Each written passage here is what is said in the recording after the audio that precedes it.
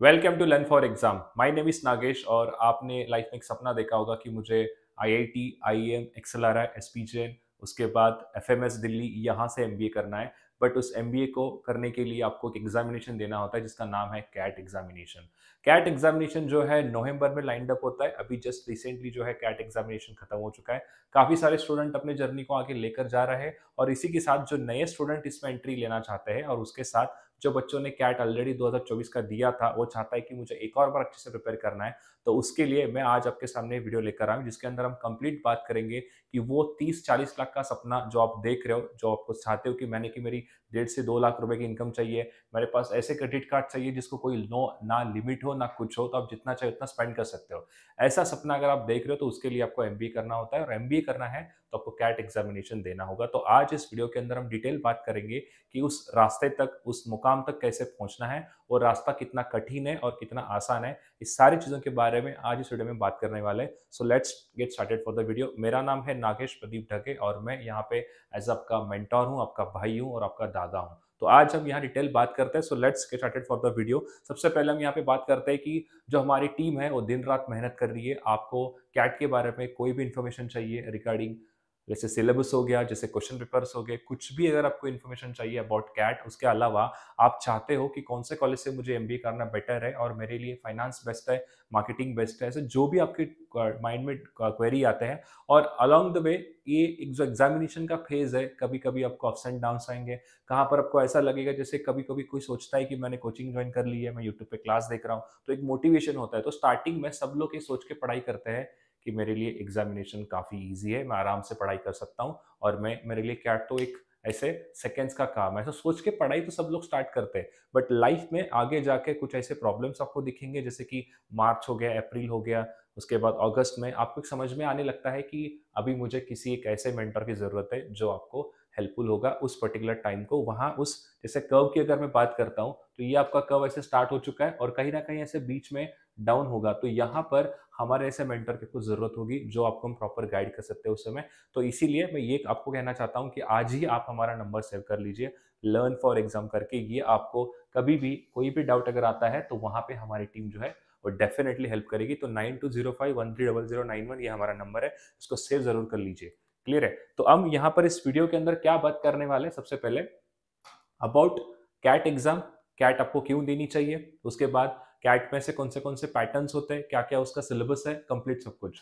उसके साथ हम डिटेल बात करेंगे about verbal ability in reading comprehension और उसके साथ ही मैं आपको इसका एक डिटेल जो है इसके अंदर वेरिफिकेशन कह सकते हैं, या वेरिफिकेशन नहीं, मतलब जो स्लॉट 3 में हमने वेरीफाई किया कुछ कुछ, जैसे कि पर्टिकुलर एग्जामिनेशन कभी भी आप देते हो तो एग्जाम देने के बाद एक चीज हम वेरीफाई कर पाते हैं कि कौन से क्वेश्चंस हमें वहां पे पढ़ाए देने चाहिए। और अभी तक हमने जो सेशंस लिए हैं, चाहे हमारे ऑनलाइन क्लासेस हो चाहे हमारे यूट्यूब क्लासेस हो, तो क्या वो सेम क्वेश्चन वहां पर आ रहे हैं, हम ये वेरीफाई करते हैं यहाँ पे कि हमारा डेटा कितना स्ट्रांग है। तो इसीलिए हमारे सारे जो एजुकेटर है उसके साथ ही जितने भी हमारी टीम है हर साल जब मॉक बनाती है तो एग्जाम देते हैं और एग्जाम देने के बाद आपको ये समझ में आ जाता है उनको कि डेटा हमें वेरीफाई कर लेना चाहिए जो हमारे पास अभी करंटली डेटा अवेलेबल है। यानी कि जो क्वेश्चंस होते हैं उनको हम वेरीफाई करते हैं कि वो वहां जो मेन एग्जाम में आ रहा है वो और हमारा डेटा कितना सेम है। तो इस वीडियो के अंदर भी मैंने आपको कैट 2024 के अंदर जितने भी स्लॉट 1, स्लॉट 2, स्लॉट 3 यानी कि मॉर्निंग, आफ्टरनून एंड इवनिंग, इन तीनों स्लॉट्स का कंप्लीट डेटा आपके सामने लेकर आया हूँ।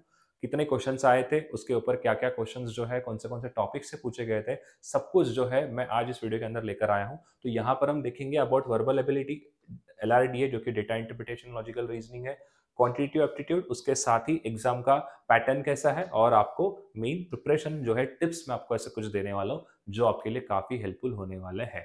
तो सबसे पहले हम बात करते हैं about exam pattern. Exam pattern की अगर मैं बात करूँ तो ये पेपर जो है इसके अंदर कभी भी क्वेश्चन फिक्स नहीं होते। अगर आप थोड़ा पास्ट ईयर डेटा देखोगे, लाइक 2015, 17, 18 का डेटा देखोगे तो उसमें आपको देखने को मिल सकता है 100, 120 क्वेश्चन आते थे कंप्लीट। बट अभी ऐसा एग्जाम नहीं रहा है, अभी क्वेश्चन का लेवल ऑफ डिफिकल्टी बढ़ चुका है। तो इसीलिए हर बार कैट के अंदर एक पैटर्न फॉलो होता है। जैसे पिछले 3 साल के अंदर, जैसे कि 21, 22, 23, यहाँ 3 साल के अंदर टोटल 66 क्वेश्चन आ रहे थे। बट इस बार ऐसे नहीं हो रहा है, इस बार 2 क्वेश्चन बढ़ चुके हैं। वो 2 क्वेश्चन कहाँ बढ़े, वो बढ़े एलआरडीआई के अंदर। तो वर्बल एबिलिटी रीडिंग कॉम्प्रिहेंशन से आपको देखने को मिलेंगे यहाँ पे 24 क्वेश्चंस जो कि एमसीक्यू फॉर्म में होते हैं 22 एंड 2 आपको टीटा क्वेश्चंस होंगे। टीटा यानी type in the answer. Theta यानी कि आपको वहां पे टाइप द आंसर, यानी कि आपको टाइप करना होता है जो भी आपका आंसर आएगा। तो 22 क्वेश्चंस थे आउट ऑफ 24 जो कि एमसीक्यू फॉर्म में थे। एलआरडीआई के टोटल 22 क्वेश्चंस थे, उसके अंदर जो है यहाँ पे 12 क्वेश्चंस आपको एमसीक्यू फॉर्म में थे एंड रिमेनिंग आपको वहां पे देखने को मिलेंगे 10 क्वेश्चन टीटा टाइप थे। उसके साथ क्वांटिटी एप्टीट्यूड के अंदर 22 क्वेश्चंस टोटल थे और उसके अंदर 14 क्वेश्चन जो है वो एमसीक्यू बेस्ड रहे थे। तो यहाँ पर टोटल 68 आउट ऑफ 48 क्वेश्चन जो थे आपके कंप्लीट एमसीक्यू फॉर्म में थे एंड टोटल यहाँ पे 68 क्वेश्चंस का पेपर जो यहाँ पे हुआ था। टोटल एक क्वेश्चन के लिए 3 मार्क्स कैरी होता है, ये बेसिक जो आपको रूल पता ही होगा। अगर आप एक सही करते हो तो आपका 3 मार्क्स जो है वो वहां पर आ जाएंगे। क्लियर है पॉइंट। उसके साथ ही 1/3 अगर आपने 10 में से 2 गलत किए तो आपको वहां पे जो है 1/3 एक क्वेश्चन का यानी कि 1 एंड 1 2 मार्क आपके माइनस हो जाएंगे। क्लियर है पॉइंट। सबसे पहले हम यहाँ पे बात करेंगे about verbal ability in reading comprehension. ये एक ऐसा सेक्शन है, अब ये कोई लैंग्वेज मतलब ऐसे टॉपिक और सब्जेक्ट नहीं है, this is a complete language. तो लैंग्वेज के आप जब भी लाइफ में पढ़ाई करोगे तो आपको कुछ रूल्स फॉलो करने होते हैं। जैसे कि मैं बात कहना चाहूंगा, अगर आपको सीखनी है, let us take example, Telugu आपको सीखना है, तो तेलुगु अगर आपको सीखना होता है तो तेलुगु के लिए क्या होगा, अगर आपको तेलुगु सीखना है तो सबसे पहले आपको उनका, जैसे इंग्लिश में अल्फाबेटिकल सीरीज होती है वैसे आपको उनका जो भी अंक होगा या 1 2 3 बोल सकते हैं, या उसके अलावा जो उनके लेटर्स जहाँ से स्टार्ट होते हैं वो आपको सबसे पहले पढ़ना होगा। उसके साथ आपको वहाँ पे राइट करने को भी आना पड़ेगा, ठीक है। उसके बाद आपको रीड भी करना आना होगा। सबसे पहले तो बेसिक रूल होते हैं, उसके बाद then will start about talking. आप फिर पढ़ना स्टार्ट करते हो, यानी कि बात करना स्टार्ट करोगे, उसके बाद आएगा नेक्स्ट टॉकिंग के बाद रीडिंग। तो ये एक क्या होता है कि एक प्रोसेस जो है यहाँ पर फॉलो होता है। क्लियर है पॉइंट। आपके कोई भी पर्टिकुलर अगर आप लर्न करना चाहते हो तो, बट लैंग्वेज अगर मैं इंग्लिश की बात करूं तो आपको यहाँ पर क्या क्या चीजें पता है। सबसे पहले तो आप रीड कर सकते हो, आप उसके बाद बात कर सकते हो, उसके साथ आपको अल्फाबेटिकल कुछ पढ़ने की जरूरत नहीं है। तो इन शॉर्ट मैं कहना चाहता हूं कि आपको ये सारी बेसिक चीजें आती है, बट यहाँ पर क्या है, लैंग्वेज अगर पढ़ना है, लैंग्वेज अगर समझना है तो अभी वो वाला पैसेजेस नहीं आते जो स्कूल लेवल में आते थे। जैसे कि आपने क्वेश्चंस देखे, यहाँ पर ये दिया है कि पर्टिकुलर एरिया के बारे में बात किया है या कोई ईयर की बात कर रहा है, 1875 में कुछ हुआ था, तो वो डायरेक्टली आप कहाँ ढूंढते हो, आपके पैसेज में ढूंढते हो और वहां से आप आंसर निकाल पाते हो। बट यहाँ पर कैट में ऐसे नहीं होता है। आपको यहाँ रीडिंग कॉम्प्रिहेंशन का मतलब यही होता है कि आप जो पढ़ रहे हो, जो आपको समझ में आ रहा है, क्या नहीं आ रहा है, क्या आ रहा है, उसके बेसिस पे आपको आंसर करना होता है। तो रीडिंग कॉम्प्रिहेंशन जो यहाँ पर आता है वो इतना ईजी है नहीं जितना आप सोचते हो। तो आपका रीडिंग बहुत इंपॉर्टेंट है इसके अंदर। तो यहाँ पर अगर मैं टॉपिक्स की बात करूँ तो जो पैसेजेस आते हैं वो डाइवर्स टॉपिक से आते हैं, जैसे कि आर्ट्स एंड लिटरेचर, उसके बाद philosophy, psychology, science and tech, business and economics, politics and current affair, history के बेस्ड आते हैं, sociology and culture, abstract topic आता है, एनवायरमेंटल इश्यूज एंड कुछ मिसलेनियस टॉपिक भी यहाँ पर आ सकते हैं। तो आपका जो रीडिंग होना चाहिए, बहुत सारे बच्चे क्या करते हैं कि रीडिंग नहीं करते। स्टार्टिंग में मैं कह दिया कि आज आपको द हिंदू का एडिटोरियल पढ़ना है, तो बच्चा क्या करता है मोस्टली, जैसे ही उसके सामने एडिटोरियल पेज आता है वो रीड तो करता है, बट उसको ये समझ में आता है कि मुझे नहीं समझ में आ रहा है पर्टिकुलरली यहाँ पर क्या हो रहा है करके। ऐसा क्यों होता है? जैसे कि मैं करंट अगर मैं न्यूज़ की बात करूँ तो अभी जो है, जो अपने टॉप के जो बिजनेसमैन है, अंबानी के बाद जो आता है वो कौन है बताओ? जो टॉप के बिजनेसमैन है आफ्टर अंबानी, जिन्होंने अभी रिसेंटली फ्रॉड किया है। एक बड़ा फ्रॉड उनका पकड़ा गया है कि उन्होंने कुछ इलीगल चीजें की है। तो उसके बारे में न्यूज जो है अभी करंटली मार्केट में हर तरह घूम रही है, ठीक है। तो एग्जाम्पल लेते हैं कि ये जो न्यूज है, ठीक है, ये जो न्यूज है मान लेते हैं थोड़े पहले हुई होती, यानी कि 2 महीने पहले, और उसके न्यूज के ऊपर आज आर्टिकल आपके सामने छपा हुआ है, जैसे कि उसका कुछ कोर्ट ने फैसला दे दिया या कुछ ऐसा न्यूज, मतलब कुछ भी हो गया, उसका फैसला आज लग चुका है। तो आप अगर उस आर्टिकल को पढ़ना स्टार्ट करोगे तो मे और मे नॉट भी आपको चीज समझ में आएगी और नहीं भी आएगी। ऐसा क्यों? क्योंकि उस पर्टिकुलर आर्टिकल का आपने पहले नहीं पढ़ा है ना, तो इसीलिए वो आर्टिकल आपको समझ में नहीं आएगा। तो बच्चे क्या करते हैं, जैसे ही उसके सामने वो आर्टिकल आता है, अगर वो कुछ पहले के टॉपिक पे बेस्ड होता है, अगर उसके बारे में आपको इन्फॉर्मेशन प्रायर नहीं है, तो आपको वो टॉपिक बोरिंग लगेगा, आपको चीजें समझ में नहीं आएगी। क्या पॉइंट क्लियर है? सेंसेक्स निफ्टी ये तो बेसिक चीजें हैं, बट ऐसे कुछ कुछ पॉइंट्स होते हैं रिगार्डिंग बैंकिंग हो गया, ये चीजें तो अगर आपको समझ में नहीं आता है तो बच्चा बोलता है कि यार मैं कुछ पढ़ रहा हूँ, मुझे समझ में नहीं आ रहा है, तो हटा मैं स्पोर्ट्स पढ़ लेता हूँ। वही गलती सब लोग जो है वो कर बैठते हैं।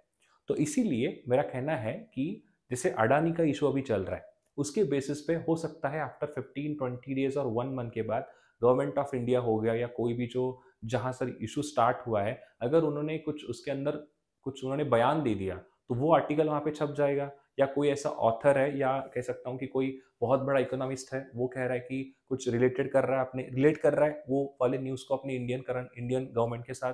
तो अगर आप पढ़ लेते हो ना, तो अगर आपको अदानी का किस्सा ही नहीं पता है, तो आप पढ़कर भी नहीं समझ पाते हो। तो इसीलिए मेरा कहना ये है कि आपको एक रूटीन में आना होगा। रूटीन में मतलब नेक्स्ट 60 डेज़ आप बस कंटेंट रीड करो, नहीं समझ में आता है कोई बात नहीं, एटलीस्ट आपके माउथ के अंदर वो चीज़ घूमनी चाहिए। होता क्या है पता है क्या? अगर आप तेलुगु मूवीज़ देखते हो, तो तेलुगु मूवीज़ क जैसे से आप स्टार्ट करोगे तेलुगु मूवीज़ देखने के लिए, वहाँ पे ये बोलेगा जैसे आप कुछ समझ में आता है, जैसे नीचे सबटाइटल होता है ना कि मैं पूछता हूँ कि रेंडो एप्पल मतलब रेंडो का मतलब होता है 2 एप्पल्स मुझे दीजिए। तो पढ़-पढ़ के आपके मुँह से कभी-कभी निकल जाता है। बाउंदाना ऐसे चीज़ें निकल जाती है। इसका मतलब मैं कहना चाहता हूँ देखो, जैसे मराठी की अगर मैं बात करूँ, जैसे आपको मराठी नहीं आती है और कोई बोल रहा है, "जेवण झालं का?" तो ये क्या हो रहा है, आप बार-बार पढ़ रहे हो किसी से। कोई साइड में आपके चीज़ें वो पढ़ रहा है या कोई बोल रहा है, तो उससे क्या होता है, आपको वो चीज़ समझने लगती है, तो उसको टाइम लगेगा। आपको अभी तक रीडिंग की हैबिट नहीं थी, बट आज आपको रीडिंग की हैबिट लगनी चाहिए। इसके पीछे का रीज़न भी समझाता हूँ। ये वर्बल एबिलिटी रीडिंग कॉम्प्रिहेंशन जो टॉपिक है, ये सिर्फ़ आपके कैट एग्ज़ाम्स के लिए इम्पोर्टेंट नहीं है, ये इम्पोर्टेंट होता है सबसे ज़्यादा जब आप एमबीए करोगे। आपको जैसे कि मान लो कल क्लास है और आपको कल क्लास के लिए 2 जो है वहाँ पे कुछ चीज़ें पढ़नी है। बड़े-बड़े आर्टिकल्स आपके सामने हैं और कल वहाँ पे जाके उसके ऊपर टेस्ट होने वाला है या आपको वहाँ पे जाके प्रेज़ेंटेशन देना है, किसी कंपनी का बारे में कॉम्प्लेक्स डेटा आपको दिया है, उसको आपको पढ़ के समझना है। तो वहाँ पर आपको रीडिंग कॉम्प्रिहेंशन की स्किल होना बहुत ज़रूरी है। इसीलिए ये जो है टॉपिक के अंदर इसको इंसर्ट किया गया, सब्जेक्ट को इंसर्ट किया गया है वहाँ पे। वो चाहते तो हिस्ट्री रख सकते थे, आप मैनेजमेंट के अंदर हिस्ट्री पढ़ के क्या करोगे? इसीलिए उन्होंने हिस्ट्री नहीं रखा। क्या पॉइंट समझ में आ रहा है सबको? वो चाहते तो ज्योग्राफी रख सकते थे, बट उन्होंने ज्योग्राफी नहीं रखा। तो जो भी सिलेबस डिज़ाइन होता है, वो डिज़ाइन होता है अकॉर्डिंग टू देयर वर्क। अगर आप यूपीएससी के अंदर अगर जाकर आप उनको मैथमेटिक्स का पूरा सिलेबस बता रहे हो, आप उनको फिजिक्स बता रहे हो, ऐसा नहीं होता है वहाँ पे। वहाँ हिस्ट्री, ज्योग्राफी क्यों रखा है? क्योंकि एज़ अ सर्विसमैन अगर आप सिविल सर्वेंट हो, तो आपको अबाउट इंडिया, अबाउट सब कुछ ज्योग्राफी पता होना चाहिए। इसीलिए वो सिलेबस के अंदर उस पर्टिकुलर सब्जेक्ट को इंसर्ट किया गया है। वैसे ही सेम यहाँ पर आपके टॉपिक के अंदर एलआईडीआई क्यों है? क्योंकि आपको कॉम्प्लेक्स डेटा तुरंत समझ में आना चाहिए। कंपनी के पूरे आपके सामने ऐसे लाइक कर्व फॉर्म में होता है, कोई आपको टेबल फॉर्मेट में डेटा दिया जाएगा, तो वो चीज़ें आपको समझ में आना ज़रूरी है। इसीलिए आपको वो सब्जेक्ट हो गया जो आपके एग्जाम के अंदर उसको दिया गया है। तो इसीलिए वर्बल एबिलिटी ये सिर्फ आपको आज इंपॉर्टेंट नहीं है, आप किसी भी एमबीए ग्रेजुएट्स को पूछिए जो एमबीए कर रहा है। अगर आप लिंक्डइन पे देखते हो, तो मैंने रिसेंटली लिंक्डइन पे आर्टिकल देखा, एक स्टूडेंट ने वहाँ पे उस आर्टिकल को लिखा था। उसका कहना ये था कि हमें लगता था कि जब मैं कैट की प्रिपरेशन कर रहा हूँ, तो वर्बल एबिलिटी मुझे लगता था कि यार क्यों है ये सब्जेक्ट, क्यों है इतना कॉम्प्लेक्स पैसेज। तो उस समय उसको ऐसा लगता था, बट उसने ये कहा कि मैंने फिर भी उस चीज़ को अच्छे से परफॉर्म किया। उसके बाद आज उसका मुझे यूज़ हो रहा है, आज मुझे समझ में आ रहा है कि क्यों वहाँ पर वर्बल एबिलिटी ज़रूरी था करके। क्योंकि मुझे 1-1, 2-2 जो है वहाँ कंपनी के आर्टिकल्स पढ़ के कल जाके मुझे पीपीटी देना है, मुझे समझना है उस पर्टिकुलर आर्टिकल को। तो इसीलिए क्या है, वहाँ पर वर्बल एबिलिटी का जो मेरा एक रीडिंग कॉम्प्रिहेंशन का जो मेरा नॉलेज है, उसको मैंने पहले गेन किया, उसको मैं समझा कैसे फास्टली मैं उसको स्किप कर सकता हूँ, स्किम कर सकता हूँ। तो इसीलिए क्या है कि आज मेरे को बहुत ईज़ी लग रहा है। तो ये मैं कहना चाहता हूँ आपसे कि रीडिंग कॉम्प्रिहेंशन काफ़ी ईज़ी है, सिर्फ कैट एग्ज़ाम के लिए नहीं, बट आने वाले आपके एग्जाम के उसके बाद जब एमबीए भी करोगे, तब भी आपके लिए ये बहुत इंपॉर्टेंट होने वाला है। तो ये आपको इस डाइवर्स टॉपिक के ऊपर जो है वो रीडिंग करना ज़रूरी है। अगर आप ये कहोगे कि सर मुझे रीडिंग कहाँ से करनी है, तो रीडिंग करने के लिए सबसे बेसिक तरीका है, आप एक तो सबसे पहला उठाओ द इंडियन एक्सप्रेस। सबसे आप स्टार्ट करो, द इंडियन एक्सप्रेस आप स्टार्ट कर सकते हो, जो काफ़ी ईज़ी आर्टिकल होता है और आपको उसको एक नॉर्मल इंग्लिश लैंग्वेज है जो सबको समझ में आनी चाहिए, इस तरह से होता है। उसके साथ आप स्टार्ट करो द हिंदू स्टार्ट करो। आप हर एक चीज़ का एक चैलेंज ले लो, जैसे कि आने वाले नेक्स्ट 10 डेज़ जो है, आने वाले नेक्स्ट जो 10 डेज़ है, इस 10 डेज़ के अंदर क्या करना है आपको, पहले द इंडियन एक्सप्रेस पढ़ना है। 10 दिन इंडियन एक्सप्रेस पढ़ लिया आपने, आपको एक चीज़ का क्या हो रहा है, हैबिट बन जा रही है, आप धीरे-धीरे जो है टेक्स्ट जैसे किसी को मैसेज कर रहे हो, तब भी आप ट्राई कर रहे हो इंग्लिश में टेक्स्ट करने का, उससे आपका काफ़ी कुछ चीज़ें इंप्रूव हो रही है, तो इसीलिए रीडिंग इज़ मस्ट, ओके। तो स्टार्ट कर सकते हो आप द इंडियन एक्सप्रेस से, उसके बाद आप धीरे-धीरे शिफ्ट हो जाइए द हिंदू पे, उसके बाद आप पढ़ सकते हो एऑन से, जो काफ़ी यहाँ पे फेमस होता है, हर एक यूट्यूबर हो गया या जो एजुकेटर हो गया यही कहता है कि इयॉन एसे से बहुत सारे आर्टिकल्स वहाँ पे पैसेज जो है यहाँ से डायरेक्टली आते हैं, तो इयॉन एसे आपको पढ़ना है, बट अभी नहीं, हर चीज़ का एक स्टेप होता है। क्लियर है पॉइंट? तो मैं आपको यहाँ पर जो अभी कैट का डिटेल सिलेबस डाल रहा हूँ, इसके बाद इसके ऊपर हम वीडियो नहीं बनाएंगे, हो सकता है मैं अलग लैंग्वेज में बनाऊंगा, बट सिर्फ और सिर्फ ये अभी हिंदी में एक ही बार बनेगा और मैं आपको प्रॉपर तरीके से गाइड करूंगा। उसके बाद हम हर 2-3 महीने में एक वीडियो अपलोड करेंगे जिसके ऊपर आपको समझना जरूरी कि अभी से प्रिपरेशन कैसे स्टार्ट करनी है, अब क्या करना है हमको, क्या पॉइंट्स आपको समझ में आ रहा है, ये चीजें मैं आगे आगे बात करूंगा। अगर मैं पैराजंबल सॉरी अगर मैं वर्बल वर्बल एबिलिटी की बात करूं तो पैराजंबल्स अभी इस बार जो है वो एक भी सेट में नहीं आए थे, बट स्टिल हमें इसको पढ़ना है क्योंकि ये आपका जो है पार्ट है सिलेबस का, इसीलिए हमें पैराजंबल पढ़ना है। पैरा समरी आता है, odd sentence out, sentence completion, grammar के कुछ स्मॉल स्मॉल यूजेस तो वैसे नहीं आते, बट स्टिल आपको पढ़ाई करना है because grammar is important for the other exam. जैसे कि स्नैप हो गया, स्नैप में रीडिंग कॉम्प्रिहेंशन नहीं आता है तो आपको ग्रामर वहाँ पे काफी यूजफुल हो सकता है। वोकैबुलरी एंड क्रिटिकल रीजनिंग के बेस पे क्वेश्चन जो है आपको देखने को मिलते हैं। क्रिटिकल रीजनिंग डायरेक्टली नहीं आता है, बट क्रिटिकल रीजनिंग से आपका जो रीडिंग कॉम्प्रिहेंशन है वो काफी इंप्रूव होता है। आप एक अनुमान लगा सकते हो कि इस बार ऑथर ने इस पर्टिकुलर पैसेज के अंदर क्या बोलने की कोशिश की है करके। क्लियर है? नेक्स्ट अब है now will talk about data interpretation and logical reasoning. ये काफी इंपॉर्टेंट एंड बहुत ही जिसे बच्चे टफ कहते हैं वो वाला सेक्शन है, तो उसके बारे में अभी हम यहाँ पे बात करेंगे। Now will talk about data interpretation and logical reasoning. इसके जो है पिछले 2 से 3 साल तक 4 सेट आते थे, यानी कि 2 सेट एक लॉजिकल रीजनिंग से, 2 सेट डेटा इंटरप्रिटेशन से। तो यहाँ पर अभी जो है टोटल हम यहाँ पर देखने वाले इसके अंदर क्या टॉपिक्स आते हैं और इस बार कैट के अंदर कैसे पूछा गया था डीएलआर, उसके बारे में भी हम आपको बात करेंगे। सबसे पहले आपको डेटा इंटरप्रिटेशन के अंदर वैरायटी ऑफ आपको देखने को मिल सकता है यहाँ पर टेबल्स, जैसे कि data interpretation, data representation in the tabular format with calculation based question. उसके बाद आपको देखिएगा bar graph, line charts, pie chart, caselet, Venn diagram, combination graphs, radar charts और उसके साथ गेम्स एंड टूर्नामेंट। तो आपको यहाँ पे ऐसे टाइप के ऊपर क्वेश्चंस आते हैं। आगे आगे हम धीरे धीरे इसके सेट्स भी आपको फ्री में करवाएंगे यूट्यूब के ऊपर, तो आपको उसको समझ में आता रहेगा कि क्या कैसे क्वेश्चंस और किस तरीके से ये चीज़ें जो है यहाँ पे आ रहे हैं। तो उसको आपको अभी टेंशन नहीं लेना है, आप बस हमारे साथ जुड़े रहिए, सब्सक्राइब करिए, सब कुछ जो है हम आपको धीरे धीरे अपलोड करते रहेंगे। क्लियर है? उसके बाद नेक्स्ट है लॉजिकल रीजनिंग। लॉजिकल रीजनिंग में मोस्टली जो क्वेश्चंस आते हैं फ्रॉम अरेंजमेंट्स और उसके साथ पजल के ऊपर यहाँ पे क्वेश्चंस देखने को मिलते हैं। तो उसके बाद अभी हम बात करेंगे कि कुछ मिक्स्ड सेट्स भी होते हैं, यानी कि मिक्स्ड मतलब logical reasoning and data interpretation को मिक्स करके यहाँ पर क्वेश्चंस आपको देखने को मिलेंगे। तो सबसे पहले आता है quantitative reasoning, case studies, game strategy and optimisation problems, जिसके अंदर आपको minima and maxima of constraints, time and cost, resources के बारे में आपको दिया जाएगा। तो ये कुछ मिक्स्ड टॉपिक्स भी आते हैं। तो एलआरडीआई एक ऐसा टॉपिक है या ऐसा सब्जेक्ट है जहां पर आपको एक चीज समझ में आएगा धीरे धीरे कि कोई भी टॉपिक हो या कोई भी यहाँ पर मैं कह सकता हूँ कि अगर किसी को एलआरडीआई में अच्छा बनना है तो मैं कहना चाहूँगा एटलीस्ट 600 सेट्स तो उसको सॉल्व करने पड़ेंगे थ्रू आउट द ईयर। कम से कम उसको 600 सेट्स तो सॉल्व करने पड़ेंगे थ्रू आउट द ईयर, ताकि जो है वो काफ़ी आपको हेल्पफुल हो सकता है। 600 सेट्स आपको बनाने हैं पूरे साल के अंदर।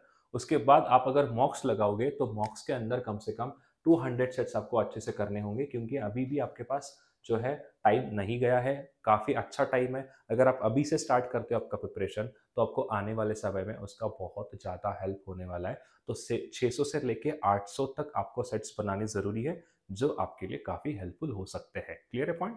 तो ये रहा about LRDI. Now will talk about सबसे इम्पोर्टेंट जो कि है क्वांटिटेटिव एप्टीट्यूड। अगर आप किसी भी कोचिंग क्लासेस में जाके देखोगे तो आपको अगर जैसे मान लो टोटल 600 क्लास अगर उन्होंने लिए हैं तो उसके अंदर कम से कम जो है 350 से लेकर 400 क्लासेस सिर्फ और सिर्फ आपको क्वांट से देखने को मिलेंगे, बिकॉज ये जो टॉपिक है या ये जो सब्जेक्ट है थोड़ा सा वास्ट है। इसके अंदर सबसे पहला आता है वो है अर्थमेटिक। अर्थमेटिक के अंदर आपको देखने को मिलेगा परसेंटेज, जो सारे इसका क्वांट का हो सकता है बेसिक होगा, ठीक है। तो उसके साथ profit loss discount, simple interest, compound interest, time speed distance, time and work, averages, ratio proportion, mixture and allegation. तो ये जो है कंप्लीट यहाँ पर अर्थमेटिक का सिलेबस है। टाइम स्पीड डिस्टेंस में आपको देखने को मिल सकता है यहाँ पे कुछ और भी टॉपिक्स है जो इसी के ऊपर बेस्ड होते हैं। एक होता है आपका यहाँ पर boat and stream, boat and stream यानी कि इसे हम कह सकते हैं नाव एवं धारा, जो हिंदी में से कहते हैं बोट एंड स्ट्रीम। मतलब यहाँ पर आपको क्वेश्चंस आपको देखने को मिल सकते हैं कि दो बोट जा रही है, एक उस तरफ से जाके और वापस आ रही, इसके बेस पे क्वेश्चंस आते हैं। उसके साथ नेक्स्ट आते हैं आपके बोट एंड स्ट्रीम के बाद आता है प्रॉब्लम्स ऑन ट्रेन, ट्रेन के ऊपर क्वेश्चंस होते हैं प्रॉब्लम्स ऑन ट्रेन, ठीक है। और इसी में क्वेश्चंस आते हैं प्रॉब्लम्स ऑन रेस। रेस मतलब जैसे कि दो लोगों की रेस है, एक पर्सन इसके अहेड है तो इसके पीछे ऐसे यहाँ से स्टार्ट करता है, तो इसके बेसिस पे क्वेश्चंस आते हैं प्रॉब्लम्स ऑन रेस में। उसके बाद नेक्स्ट आता है time and work. Time and work में बेसिकली जो इसका एक और टाइप है वो है पाइप सिस्टम। पाइप सिस्टम मतलब हम एग्जाम्पल के तौर पर समझते हैं, जैसे कि देखो आपके सामने ऐसा एक पूरा कंप्लीटली टंकी दी है, इसके अंदर मान लो मैंने दो टैप को ऑन करके रखा है, एक टैप इधर से है, एक टैप इधर से है, ठीक है। और दूसरा एक और टैप है जो यहाँ से पानी बाहर निकाल रहा है, तो वो टैप क्या है, पानी को बाहर फेंक रहा है। तो ऐसे कुछ बेसिस पे टॉपिक होते हैं, तो वो भी आपको यहाँ पे देखने को मिलेंगे। उसके बाद एवरेजेस है, ratio proportion and mixture allegation. तो ये कंप्लीट जो है अर्थमेटिक का सिलेबस यहाँ पर आपको देखने को मिलेगा।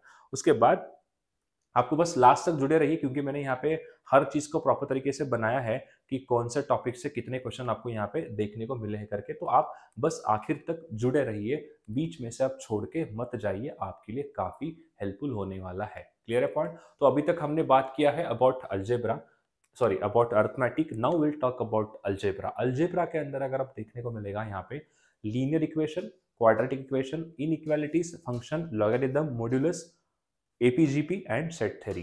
तो देखो अगर मैं कैट के अंदर बात करूं तो सबसे इंपॉर्टेंट क्या है आपके लिए, वो है अर्थमेटिक, क्योंकि इसके ऊपर काफी क्वेश्चंस आता है। रैंकिंग बता रहा हूं मैं, इसी रैंकिंग में आपको पढ़ाई भी करनी है। सेकंड पे आता है आपका वो है अलजेब्रा, सेकंड पे आता है आपका अलजेब्रा, ठीक है। और उसके बाद थर्ड पे आता है वो है ज्योमेट्री।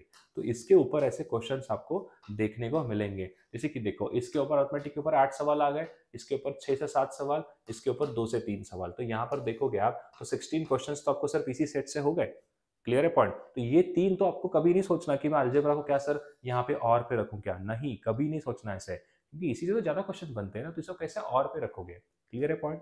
तो ये आपके लिए अलजेब्रा का यहाँ पे सिलेबस है। उसके बाद नेक्स्ट है ज्योमेट्री एंड मेंसुरेशन। अगर मैं इसकी बात करूँ तो ज्योमेट्री एंड मेंसुरेशन के अंदर लाइन्स एंड एंगल, ट्राइंगल जिसके अंदर पाइथागोरस थ्योरम, उसके प्रॉपर्टीज सब कुछ हो गए, सर्कल्स है, पॉलीगॉन्स है, क्वाड्रिलेटरल है, coordinate geometry and mensuration 2D 3D, इसके अंदर एरिया, वॉल्यूम, सरफेस एरिया, इन सब के बारे में हमें डिटेल बात करनी है। तो ये आपके लिए काफी इंपॉर्टेंट हो सकता है ज्योमेट्री। तो ज्योमेट्री से 102 सवाल बनते हैं। हम यहाँ पर बात करेंगे कि इस बार कैट 2024 के अंदर कौन से स्लॉट से कितने क्वेश्चंस आए थे। क्लियर है पॉइंट?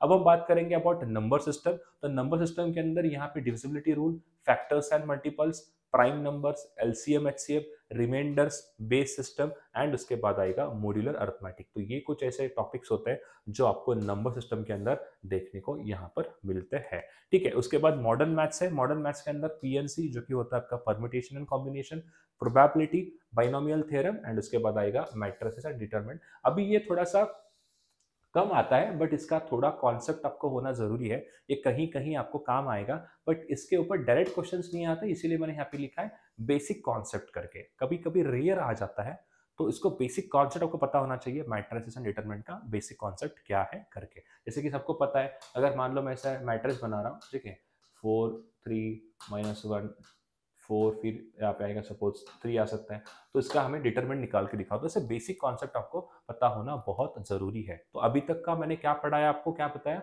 ये है कंप्लीटली सिलेबस, ठीक है। अब हम यहाँ पर बात करने वाले हैं मॉर्निंग, आफ्टरनून एंड उसके बाद इवनिंग स्लॉट्स के अंदर कितने कितने क्वेश्चंस कौन से टॉपिक से आए थे। ओके, तो चलिए देखते हैं यहाँ पर मॉर्निंग स्लॉट के अंदर अगर मैं बात करूँ for verbal ability and reading comprehension, तो कौन से क्वेश्चंस कहाँ से आए थे, अब यहाँ पर हम बात करने वाले। So let's get start for the morning slot, जो हम यहाँ पे बात करेंगे about verbal ability and reading comprehension.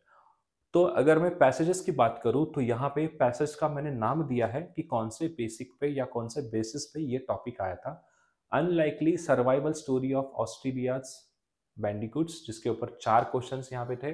Readability क्या था, यानी कि आप रीड कर पा रहे थे या नहीं थे, तो इजी टू मॉडरेट था, मतलब समझ में आ रहा था आपको। और ओवरऑल डिफिकल्टी क्या था, मॉडरेट लेवल का था। उसके बाद accessibility of a movie content, इसके ऊपर 4 क्वेश्चंस थे। ये इस बेसिस पे टॉपिक, मतलब इस टॉपिक पे क्वेश्चन टोटल वहाँ पे देखने को मिलते हैं इस पर्टिकुलर सेट्स के अंदर। उसके बाद ये भी मॉडरेट लेवल का डिफिकल्टी था, रीड करने के लिए आराम से आ रहा था, थोड़ा सा मॉडरेट था, इतना भी टफ नहीं था, और ओवरऑल डिफिकल्टी के अंदर भी ये मॉडरेट था। उसके बाद होमो इकोनॉमिक्स, इसके अंदर 4 क्वेश्चंस थे यहाँ पे और डिफिकल्ट था थोड़ा रीड करने के लिए। क्राफ्ट्स एंड मैन्युफैक्चरिंग के अंदर आपको यहाँ पे 4 क्वेश्चंस थे, इसके बेसिस पे ये जो है आरसी यहाँ पे पूछा गया था। ओवरऑल जो है वो डिफिकल्टी लेवल अगर मैं देखा जाए तो थोड़ा सा टफ था पढ़ने के लिए। एंड उसके बाद अगर मैं बात करूं फॉर ओवरऑल यानी कि कैसा था आरसी, तो डिफिकल्ट था।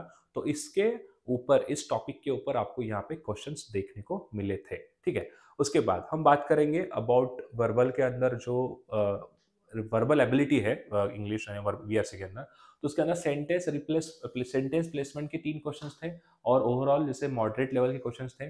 पैरा समरी के 3 क्वेश्चंस थे और ये थोड़ा डिफिकल्ट था पढ़ने के लिए। उसके साथ ऑड मैन आउट के ऊपर 2 क्वेश्चंस थे और वो भी जो है ओवरऑल मॉडरेट लेवल पे यहाँ पर इसका देखने को मिला था, ओके। उसके बाद नेक्स्ट अगर मैं बात करूं अबाउट एलआरडीआई, तो एलआरडीआई के अंदर स्टॉक टेबल बेस्ड 4 क्वेश्चंस थे और ओवरऑल मॉडरेट लेवल के क्वेश्चंस थे वहां पे।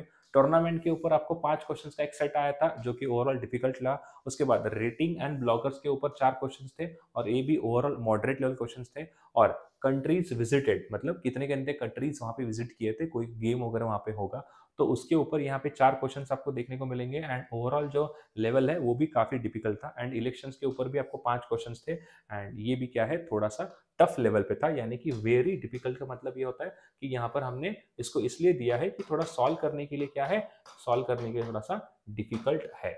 क्लियर है पॉइंट, ठीक है। तो ये थे डीआरआर के ऊपर कुछ क्वेश्चंस। नाउ अभी हम बात करेंगे मॉर्निंग स्लॉट के अंदर क्वांट से क्या क्या आया था, ठीक है। तो इक्वेशंस रेशियो प्रोपोर्शन के ऊपर 2 क्वेश्चंस, ठीक है। परसेंटेजेस के ऊपर 2 क्वेश्चंस। तो मैं यहाँ पे क्या लिख रहा हूँ देखो आपके सामने, मैं यहाँ पे लिखूंगा अबाउट अर्थमेटिक, अर्थमेटिक के अंदर कितने क्वेश्चंस थे। उसके बाद मैं यहाँ पे लिखता हूँ फ्रॉम अलजेब्रा कितने क्वेश्चंस थे, ताकि आपको समझ में आ जाएगा कि आपके लिए ये टॉपिक कितना इंपॉर्टेंट है समझने के लिए, ठीक है। SICS से एक क्वेश्चन था, टाइम स्पीड डिस्टेंस से एक क्वेश्चन। उसके बाद आगे और क्या है, एवरेजेस के ऊपर 2 क्वेश्चन थे। आगे क्या है और टाइम एंड वर्क के ऊपर एक क्वेश्चन। तो देखो यहाँ पे ये 1, ये 2, 3 के बाद 4 एंड टोटल यहाँ पे 4 यानी कि 8।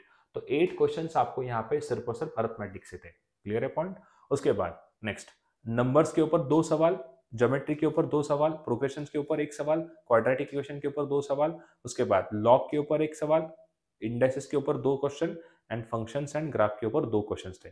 तो अगर आप देखोगे यहाँ पे तो डिटेल में आपके सामने यहाँ पे दिया है कि नंबर्स के ऊपर 2 सवाल थे, ज्योमेट्री के ऊपर 2 क्वेश्चन यहाँ पे पूछे गए थे। तो मैं यहाँ पे लिखता हूँ फ्रॉम ज्योमेट्री, ज्योमेट्री के ऊपर यहाँ पे 2 क्वेश्चन थे, ठीक है। और उसके बाद आगे है पीएनसी के ऊपर 1 सवाल, पीएनसी का 1 सवाल आपको आया था यहाँ पे, ठीक है। नेक्स्ट आपके सामने जो रिमेनिंग रहेगा वो अलजेब्रा हो सकता है मोस्टली।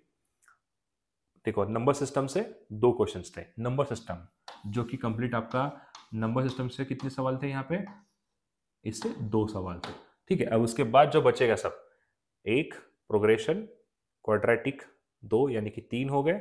उसके बाद परमिटेशन तो हो चुका है, लॉगरिथम से 1 सवाल मतलब 4 हो गए टोटल, इंडेक्सेस के ऊपर 2, 6 हो चुके हैं, फंक्शन एंड ग्राफ्स के ऊपर 2 आ चुके हैं। तो यहाँ पे मोटा मोटा 7 to 8 क्वेश्चन आपको देखने को मिले हैं। तो मेरा कहने का मतलब ये है कि आप मुझे अभी ये बताओ कितना इंपॉर्टेंट है arithmetic and geometry and total आपका अलजेब्रा। तो 17 to 18 क्वेश्चन सिर्फ इस 3 सेट से आए, 3 सब्जेक्ट्स, 3 टॉपिक से आए, 3 पर्टिकुलर सेक्शन से आए, तो आपको ये काफी इंपॉर्टेंट है। तो इसीलिए मैं कहना चाहता हूँ कि start with the arithmetic and then you can start with the algebra, ठीक है।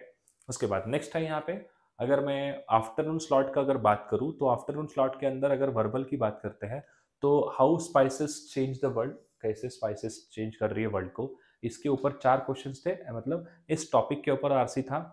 ओवरऑल रीडेबिलिटी क्या था, मॉडरेट लेवल पे था, डिफिकल्ट थोड़ा सा था पढ़ने के लिए और सॉल्व करने के लिए भी। उसके बाद एक्सटर्नलिटीज ऑफ द इन्वेंशन जिसके ऊपर 4 सवाल थे, मॉडरेट था ये भी और ओवरऑल डिफिकल्टी भी यहाँ पे मॉडरेट थी। ओपन पीयर रिव्यूज के ऊपर एक वहाँ पे टॉपिक के ऊपर आरसी था एंड 4 क्वेश्चंस यहाँ पे देखने को मिले थे।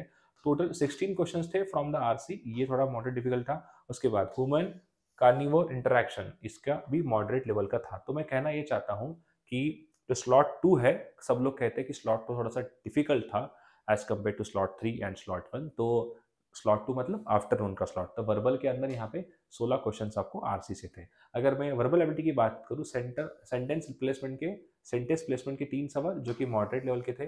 पैरा समरी के ऊपर यहाँ पे 3 क्वेश्चंस जो कि डिफिकल्ट हुआ है। यहाँ पे ऑड मैन आउट के ऊपर भी 2 क्वेश्चंस आपको देखने को मिले हैं जो है मॉडरेट लेवल के क्वेश्चंस यहाँ पे थे। क्लियर है पॉइंट? बात समझ में आई सबको? उसके बाद now will talk about the LRDI in afternoon. Afternoon के अंदर देखो यहाँ पे नंबर ग्रिड के ऊपर एक आपको सेट आया था जो कि 5 क्वेश्चन थे, काफी डिफिकल्ट था सॉल्व करने के लिए। स्ट्रीट एंड लेग्स के ऊपर 4 यहाँ पे सवाल थे और ये क्या है, मॉडरेट टू डिफिकल्टी लेवल का था। एथलीट एंड कोचेस के ऊपर एक सेट था, इसके ऊपर भी यहाँ पे मॉडरेट टू डिफिकल्ट लेवल है। स्टोर रेटिंग्स के ऊपर एक वहां पे सेट आया था जो कि डिफिकल्ट लेवल का था। एंड कंपनी पैट के बारे में एक सेट था जो कि डिफिकल्ट था यहाँ पे। तो डीआईएलआर आफ्टरनून के अंदर थोड़ा सा टफर साइड पे आया है। काफी लोगों ने यहाँ पे कमेंट किया है और काफी लोगों ने कहा हमें कि जैसे एजुकेटर की बात नहीं कर रहा हूँ मैं, एजुकेटर तो मतलब उनके लिए तो प्रैक्टिस होता है, but I am talking in the sense students के पॉइंट ऑफ व्यू से मैं बात कर रहा हूँ। तो स्लॉट थोड़ा सा डिफिकल्ट था। अगर मैं क्वांट की बात करूँ तो इक्वेशन डिस्ट्रीब्यूशन के 3 सवाल, उसके बाद मिक्सचर एलिगेशन एवरेज के ऊपर 2 सवाल थे, ज्योमेट्री के 2 सवाल, नंबर्स के ऊपर 2 क्वेश्चन, क्वाड्रेटिक के ऊपर 2 क्वेश्चन, कोऑर्डिनेट ज्योमेट्री का 1 सवाल, टाइम एंड वर्क का 1 सवाल, परसेंटेज प्रॉफिट लॉस पे 1 सवाल, उसके बाद एसआईसीआई के ऊपर 1 सवाल था, टाइम स्पीड डिस्टेंस के ऊपर 1 सवाल था, लॉग के ऊपर 1 सवाल था, प्रोग्रेशन के ऊपर 1 सवाल था, पीएनसी के ऊपर भी यहाँ पे 1 सवाल आया था, इंडाइसिस के ऊपर 1 सवाल था, फंक्शंस के ऊपर 1 और इनइक्वालिटी के ऊपर 1। तो देखो यहाँ पर आपको कोई भी टॉपिक से 2 क्वेश्चंस नहीं आए, सबसे एक एक एक ही आया है। तो इसीलिए कोई भी टॉपिक आप और पे रख के नहीं चल सकते हो, तो आपको सब कुछ सॉल्व करना पड़ेगा। तो ये चीज का आप थोड़ा सा यहाँ पे ध्यान रखो। इवनिंग स्लॉट के अंदर देखते हैं वर्बल में क्या क्या पूछा था। यहाँ पे impact of AI on culture जो कि 4 सवाल थे, मॉडरेट था यहाँ पे और ओवरऑल भी मॉडरेट लेवल पे ही था। Extension of languages easy to moderate था, रीडेबिलिटी मतलब आप रीड कर पाते हो। उसके बाद इजी टू मॉडरेट भी लेवल अप था, सारे क्वेश्चंस भी काफी अच्छे थे, वहां पे इजी थे। कॉम्बिनेशन ऑफ मार्क्स ये भी एक मॉडरेट टू डिफिकल्टी लेवल पे इसका रीडेबिलिटी था। उसके बाद सॉल्व करने के लिए मॉडरेट था। ठीक है, चाइनीज लिकर के ऊपर सवाल थे टोटल 4, इस टॉपिक के ऊपर आरसी आया था। तो यहाँ पर 16 आरसी जो थे वो कंप्लीट आए थे, 16 क्वेश्चन आरसी पे थे, ये भी जो है मॉडरेट लेवल पे था। उसके बाद अगर मैं बात करूं वर्बल सेक्शन के अंदर, तो सेंटेंस प्लेसमेंट के 3 क्वेश्चंस जो कि मॉडरेट लेवल के थे, पैरा समरी भी 3 क्वेश्चन जो कि मॉडरेट लेवल के थे, ऑड मैन आउट भी जो 2 क्वेश्चंस थे काफी मॉडरेट लेवल के यहाँ पे देखने को मिले थे। तो ये था इवनिंग स्लॉट के अंदर। उसके बाद अभी हम बात करेंगे एलआरडीआई के अंदर। एटीएम नेटवर्क के ऊपर 5 क्वेश्चंस थे, content in food grains 4 questions थे यहाँ पे, एसी टेम्परेचर के ऊपर यहाँ पे 5 क्वेश्चंस थे, ओटीटी यूजर के ऊपर 4 क्वेश्चंस थे एंड कंट्रीज एंड जीडीपी के ऊपर यहाँ पे 4 क्वेश्चन देखने को मिले थे। तो यहाँ पर आप देख सकते हो कि टोटल ओवरऑल अगर मैं देखा जाए तो मॉडरेट डिफिकल्ट लेवल का यहाँ पे एलआरडीआई का सेट था। हर बार एलआरडीआई जो है वो काफी डिफिकल्ट लेवल पे आता है, तो इसीलिए एलआरडीआई को आप सबसे टॉप प्रायोरिटी रखो। उसके बाद आप पढ़ाई करो क्वांट की, क्योंकि क्वांट के अंदर 2 से 3 सवाल बन सकते हैं, बट एलआरडीआई के अंदर पूरा सेट बनाओगे तभी आपके आंसर्स आएंगे। उसके साथ नेक्स्ट है वर्बल एबिलिटी। तो इसके अकॉर्डिंग आपको लेवल ऑफ डिफिकल्टी समझनी है। ज्यादा टाइम आप एलआरडीआई को स्टार्ट कर सकते हो, क्योंकि इसके कितने सेट्स करोगे उतना आपके लिए कम ही होने वाला है। ठीक है, उसके बाद now will talk about the quant sections. तो क्वांट के अंदर अगर आप देखोगे तो इंडाइसेस, लॉगरिथम, सर्च के ऊपर 3 क्वेश्चन थे, ज्योमेट्री के ऊपर आपको 3 क्वेश्चन देखने को मिलेंगे, इक्वेशन डिस्ट्रीब्यूशन के ऊपर 2 क्वेश्चन थे आपके। उसके बाद परसेंटेज प्रॉफिट लॉस के ऊपर 2 क्वेश्चन थे, एवरेज के ऊपर 2 सवाल आपको पूछे गए थे, मॉडल्स के ऊपर 2 सवाल थे, सेट्स के ऊपर 1 सवाल था, प्रोग्रेशन के ऊपर 1 सवाल था, नंबर्स पे 1 सवाल था, पीएनसी के ऊपर 1 क्वेश्चन था, वहां पे एसआईसीआई के ऊपर 1 क्वेश्चन था, टाइम एंड वर्क के ऊपर 1 क्वेश्चन था, फंक्शंस के ऊपर 1 क्वेश्चन था। उसके बाद टाइम एंड डिस्टेंस के ऊपर 1 क्वेश्चन यहाँ पे देखने को मिला था आपके पूरे सेट के अंदर। ठीक है, तो ये था ओवरऑल आपका पूरा स्ट्रेटजी एंड इसके अंदर हमने हर चीज को आपके लिए हमने यहाँ पे अलग अलग से बनाया है। तो मैं यही कहना चाहूंगा कि क्वांट एंड एलआरडीआई आपका थोड़ा अच्छा लेवल पे करना पड़ेगा। ठीक है, now will talk about the next, हमें सर कैसे पढ़ाई करनी है। तो आप सबसे पहले स्टार्ट करो, वो है आपका रीडिंग। रीडिंग बहुत इंपॉर्टेंट है। बहुत सारे बच्चे रीडिंग नहीं करते हैं, उनको ऐसा लगता है कि मैं थोड़ा बहुत कर लूंगा तो मेरा हो जाएगा। ये एटीट्यूड आप मत रखो, नहीं तो आप प्रिपेयर नहीं कर पाओगे और अच्छा एग्जाम नहीं निकलेगा आपका।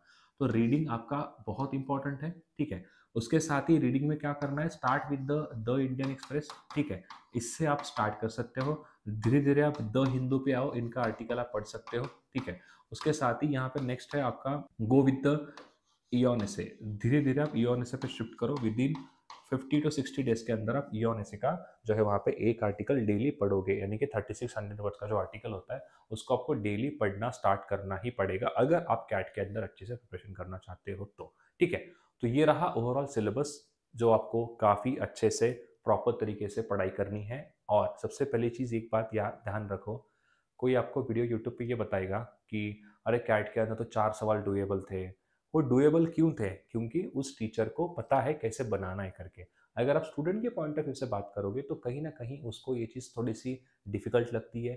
कहीं न कहीं उस चीज़ को उस बच्चे को लगता है कि नहीं थोड़ा बहुत ही ज़्यादा डिफ़िकल्ट है, बहुत ही थोड़ा-सा कम डिफ़िकल्ट है। तो हर एक का अपना अलग-अलग पर्सपेक्टिव होता है एग्ज़ाम को देखने का। तो मेरा कहना यही है आप सबसे कि किसी के भी आप ऐसे हाव-भाव में मत आ जाओ या किसी के भी ऐसे तुरंत बातों में मत आ जाओ कि अरे कैट तो ईज़ी है, मैं हूँ टेंशन मत लो, मैं हूँ टेंशन मत लो। उस टीचर का आप हिस्ट्री देखो, क्या उसने यूट्यूब के ऊपर आपको बहुत सारे उतने सेशंस पढ़ाए हैं क्या? क्या वो आपको वहाँ पे लंबे-लंबे टीचिंग जो क्लासेस होती है, जो लंबे-लंबे आवर्स की क्लास होते हैं वो कर पा रहे हैं क्या?